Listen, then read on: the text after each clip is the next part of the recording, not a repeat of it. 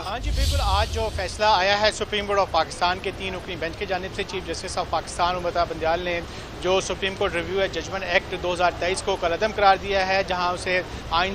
से मुतसादम करार दिया है। तो वहाँ जब ये माजी में समातें भी चलती रही तो PTI के वकला की जानिब से भी अदालत से बारहा ये इस्तदा की गई थी कि आइन में जो है तरमीम किए बगैर जो है इस कानून की कोई हैसियत नहीं है। तो लिहाजा अदालत जो है जो सुप्रीम कोर्ट ऑफ पाकिस्तान के मुअज़्ज़िज़ जजेस साहिबान के इख्तियारात को जो कम करने के लिए जो है ये हुकूमत की जानिब से जो एक्ट लाया गया है इसको कलअदम करार दे। साथ साथ उस जब समातें चलती रही मजमूई तौर पर 9 जून को जो है सुप्रीम कोर्ट ऑफ पाकिस्तान में इसकी पहली समात हुई थी और 19 जून तक कुल 6 समातें जो है वो इसके ऊपर जारी रही हैं। और इस पर चीफ जस्टिस ऑफ पाकिस्तान समेत जो बेंच में शामिल दोनों मुअज़्ज़िज़ जजेस साहिबान जो थे, जस्टिस मुनीब अख्तर और जस्टिस एजाजुल एहसन, उन दोनों ने भी जो है बारहा इस कानून के ऊपर अपने तहफ़्फ़ुज़ात का इजहार किया था और कहा था कि इस कानून के ज़रिए जो है न सिर्फ चीफ जस्टिस ऑफ पाकिस्तान के 184(3) के इख्तियारात को जो है कम करने की कोशिश की गई थी, बल्कि उसके साथ साथ जो है एक रिमार्क से अहम तरीन जस्टिस मुनीब अख्तर जस्टिस एजाजुल एहसन की जानिब से कहे गए थे कि एक मखसूस मकसद के लिए जो है इस कानून को जो है लाया गया है, जिस पर अदालत ने तमाम फ़रीक़ैन के जो है दलाइल सुनने के बाद जो है अदालत ने इस कानून को आज के दिन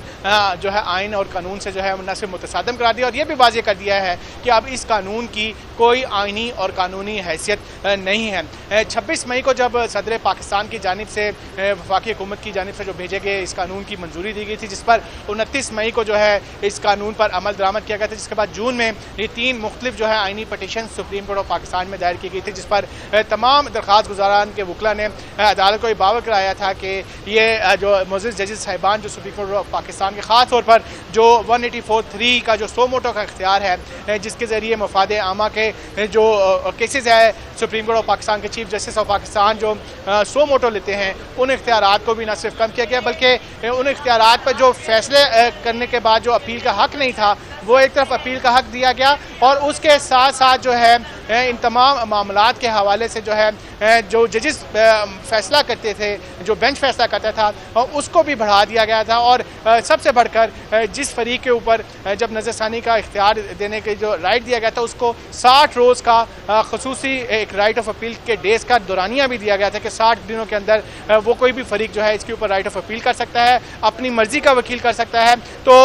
अगर ये फैसला अगर आज सुप्रीम कोर्ट ऑफ पाकिस्तान की जानिब से कलअदम ना करार दिया जाता तो यकीनी तौर पर जो माजी में 184(3) के जितने भी फैसले किए गए थे सुप्रीम कोर्ट ऑफ पाकिस्तान की जानिब से उस पर भी असरअंदाज होता है और बल्कि ज़ेर इल्तवा जितने भी मुकदमात जो सुप्रीम कोर्ट ऑफ पाकिस्तान में इस वक्त हैं उनके ऊपर भी ये फैसला ज़रूर